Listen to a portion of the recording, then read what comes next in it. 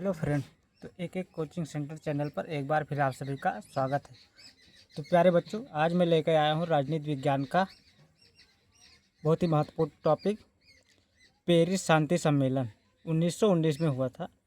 Paris शांति समझौता जो हुआ था 1919 में, तो इसी पर हम लोग आज डिस्कस करेंगे। तो चलिए बिना देर किए हम लोग सेशन को स्टार्ट करते हैं। तो पेरिस शांति सम्मेलन में विल्सन के बारे में पूछेगा। विल्सन के विवेचना कीजिए। पेरिस शांति सम्मेलन में विल्सन की विवेचना कीजिए, या ऐसे बहुत सारे क्वेश्चन पेरिस शांति सम्मेलन में बन के आते हैं। तो विश्व में स्थायी शांति व्यवस्था की स्थापना और यूरोप के पुनर्निर्माण के लिए विराम के लगभग 2 महीने बाद जो युद्ध हुआ था, उसके विराम के लगभग 2 महीने बाद 18 जनवरी 1919 को फ्रांस की राजधानी पेरिस में शांति सम्मेलन का आयोजन हुआ। 1919 में किस में हुआ था? 1919 में फ्रांस की राजधानी पेरिस में शांति सम्मेलन का आयोजन किया गया था, जो मई 1919 तक चला। यानी पेरिस शांति सम्मेलन का कब तक चला? 1919 तक चला। इसे ही पेरिस शांति समझौता 1919 की संज्ञा प्रदान की गई है। सबसे अधिक प्रतिशोध की भावना से फ्रांस ग्रस्त था। जो फ्रांस देश था वो प्रतिशोध की मतलब बदला लेने की भावना से ग्रसित था। वह केवल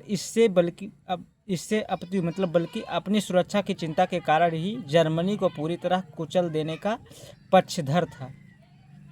जर्मनी से मतलब युद्ध लड़ना चाहता था। तो फिर उसके बाद ब्रिटेन की भी उसके प्रति प्रतिशोध की भावना थी। जो ब्रिटिश देश था, उसके पक्षधर मतलब उसके पक्ष में युद्ध करने के लिए प्रतिशोध की भावना वो भी रखता था, परंतु वह इतनी गहरी नहीं था जितनी फ्रांस की यह मनोवृत्ति स्थायी शांति के लिए घातक तथा उसकी स्थापना में बाधक थी। इस सम्मेलन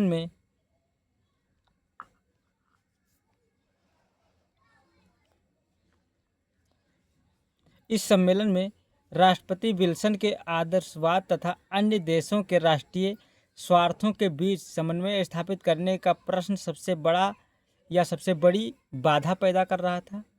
जो सम्मेलन था वह राष्ट्रपति विल्सन जो वहाँ के थे, आदर्शवादी तथा अन्य देशों के राष्ट्रीय स्वार्थों के बीच में समन्वय मतलब समानता स्थापित करने का प्रश्न उठ रहा था, और इसमें सबसे बड़ा बाधा पैदा कर रहा था।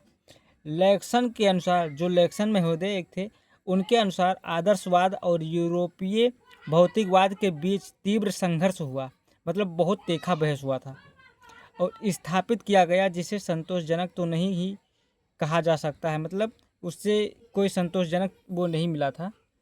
और अमेरिका के राष्ट्रपति विल्सन जो थे, वुडरो विल्सन जो थे, इन्होंने 14 सूत्र तथा लोकतंत्र के मूलभूत मान्यताएं इसके आधारभूत सिद्धांतों के रूप में थी, परंतु संधियों के प्रारूप निर्धारित में इनके साथ साथ राष्ट्रीय स्वार्थों और महायुद्ध के समर के राष्ट्रों के बीच हुई गुप्त संधियों ने भी आधार बनाने का काम किया।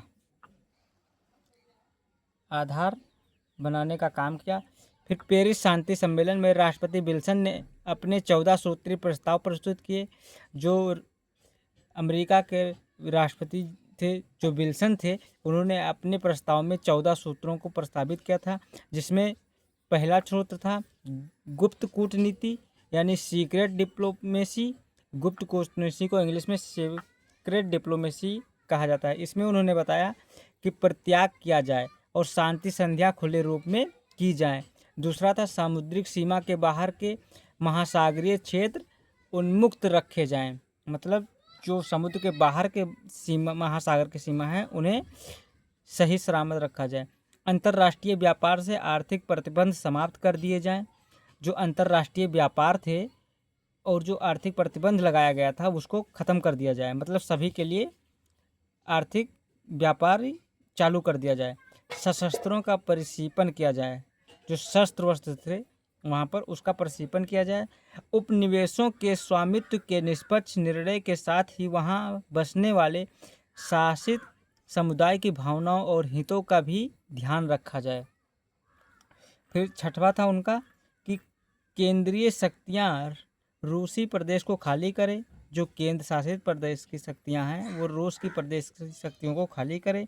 साथ ही रूस को अपने विकास कार्यों के लागू करने की स्वतंत्रता प्राप्त हो। बेल्जियम से जर्मनी के सेनाएं हटा ली जाएं। जो बेल्जियम और जर्मनी के बीच में जो सेनाएं टकराई हुई थी उनको हटा ली जाए। आप लोग देख सकते हैं इधर बेल्जियम और जर्मनी के जो सेनाएं हैं उसको हटा ली जाए। साथ ही बेल्जियम में युद्ध पूर्व की स्थिति लाया जाए।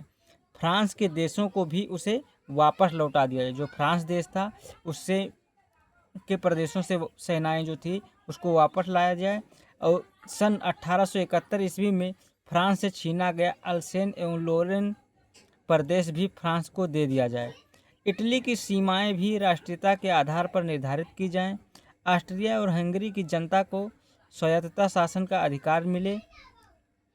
सर्बिया, मॉन्टेनीग्रो तथा रोमानिया से केंद्रीय राष्ट्र हट जाए। साथ ही सर्बिया को समुद्री मार्ग की भी व्यवस्था की जाए।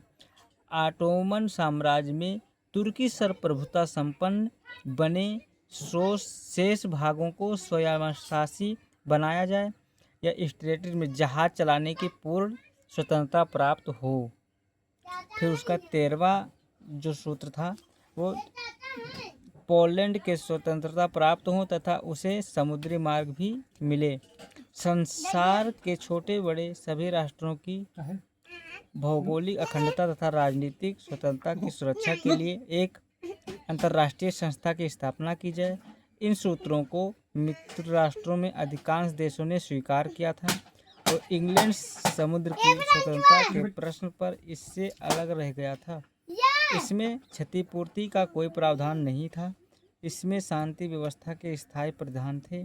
जन आकांक्षाओं का भी ध्यान रखा गया था। इसलिए विजित केंद्रीय राष्ट्रों ने भी इन्हें स्वीकार किया था। यदि मित्र राष्ट्र विल्सन के इन प्रस्तावों के आधार पर जर्मनी तथा उनके अन्य सहयोगी देशों में से संधि करते तो अपने स्वार्थों पर आवश्यकता से अधिक जोर न देते तो यूरोप समेत विश्व में दीर्घकालीन